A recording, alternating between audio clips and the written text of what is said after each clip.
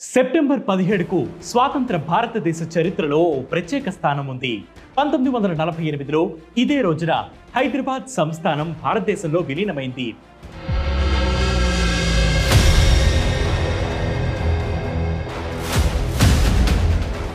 అయితే ఈ రోజున ఒక్కో పార్టీ ఒక్కో పేరుతో వేడుకలు నిర్వహిస్తోంది. ఈ ఏడాది నుంచి సెప్టెంబర్ 17న ప్రజాపాలనా దినోత్సవం నిర్వహించాలని తెలంగాణ ప్రభుత్వం నిర్ణయించింది. అసలు సెప్టెంబర్ 17న ఏం జరిగింది? ఈరోజు వేటి న్యూస్ ఎక్స్ప్లెయిన్స్ లో తెలుసుకుందాం.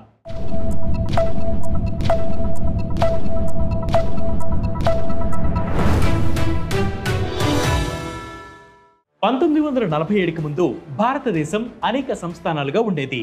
బ్రిటిష్ వాళ్ళు స్వాతంత్రమైతే ఇచ్చారు, కానీ పోయే ముందు ఎన్నో లుసుగులు పెట్టిపోయారు. దీంట్లో ప్రధానమైనది భారత యూనియన్లో సంస్థానాల విలీనం. సంస్థానాలు తమకిష్టమైతే యూనియన్లో కలవవచ్చు లేదా స్వాతంత్రంగా ఉండవచ్చని బ్రిటిష్ పేర్కొన్నారు. ఆ సమయంలో సర్దార్ వల్లభాయ్ పటేల్ చొరవ చూపి సంస్థానాల పాలకులతో సంప్రదింపులు జరిపారు. దాంతో దాదాపు 500 వరకు సంస్థానాలు ఇండియాలో కలిసిపోయాయి. కానీ హైదరాబాద్, కాశ్మీర్, జునాగఢ్ మాత్రం స్వాతంత్రంగా ఉండేందుకే మొగ్గు చూపాయి.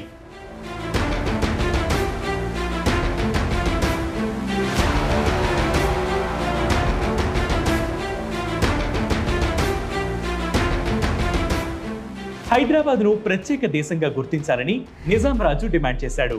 ఈ విషయంలో భారత ప్రభుత్వానికి నిజాంకు మధ్య జరిగిన అన్ని చర్చలు విఫలమయ్యాయి. దాంతో నిజాం పాలకులు మరింత శక్తివంతంగా తయారేందుకు ఆయుధాలు సమకూర్చుకున్నారు. ఖాసిం రజ్వీ ఆధ్వర్యంలో దాదాపు 2 లక్షల మంది సైనికులను నియమించుకున్నారు. నిజాం చేస్తున్న చర్యలను చూసి పటేల్ ఏదేమైనా హైదరాబాద్ స్టేట్ను స్వాతంత్ర భారత్లో కలపాల్సిందేనని స్పష్టం చేశారు. మద్రాస్, ముంబై రాష్ట్రంలోని సేనలు హైదరాబాద్ సంస్థానం వైపు కదలాలని 1948 సెప్టెంబర్ 12న భారత సైన్యం అధికారికంగా ఆదేశాలిచ్చింది. మహారాష్ట్రలోని నల్దుర్గ్ ప్రాంతంలో నైజాం సైన్యం ఏర్పాటు చేసుకున్న శిబిరం తమ వశమైందని సెప్టెంబర్ 13న ఉదయం భారత సైన్యం అధికారికంగా వెల్లడించింది.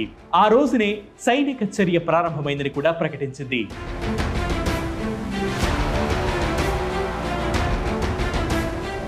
ముందు దీనికి ఆపరేషన్ క్యాటర్పిల్లర్ అని పేరు పెట్టిన తర్వాత ఆపరేషన్ పోలో పేరుతో దాదాపు 5 రోజుల పాటు కొనసాగించారు.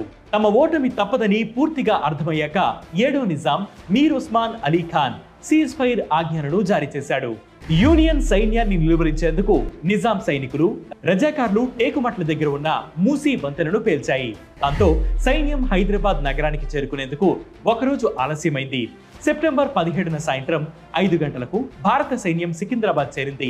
మంత్రివర్గం రాజీనామాతో పాలన పగ్గాలు తీసుకున్న 7వ నిజాం దక్కన్ రేడియో నుంచి తమ సంస్థానం భారత యూనియన్లో విలీనమైందని ప్రకటన చేశాడు.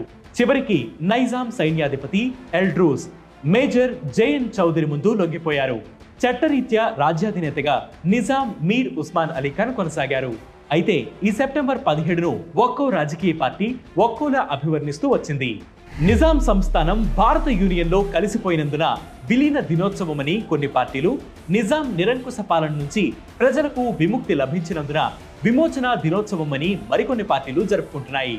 గతేడాది కేంద్ర ప్రభుత్వం అధికారికంగా విమోచన దినోత్సవం పేరుతో పరేడ్ గ్రౌండ్ లో నిర్వహించగా, రాష్ట్ర ప్రభుత్వం జాతీయ సమైక్యతా దినోత్సవం పేరుతో నిర్వహించింది. ఈసారి రాష్ట్ర ప్రభుత్వం ప్రజాపాలనా దినోత్సవంగా నిర్వహిస్తోంది. ఒకే ఘట్టానికి విభిన్న ఆలోచనలతో వేరువేరు నిర్వచనాలు ఇస్తూ పార్టీలు, ప్రభుత్వాలు సెప్టెంబర్ 17 వేడుకలను జరుపుకుంటున్నాయి. ఇది వాటి ట్రెండింగ్ ఎక్స్ప్లెయినర్. ఇలాంటి ఎక్స్ప్లెయినర్స్ కోసం ప్రతిరోజు వేటి న్యూస్ యాప్ని ఫాలో అవ్వండి. దాంతోపాటు వేటి న్యూస్ తెలుగు యూట్యూబ్ ఛానల్ని సబ్స్క్రైబ్ చేయండి.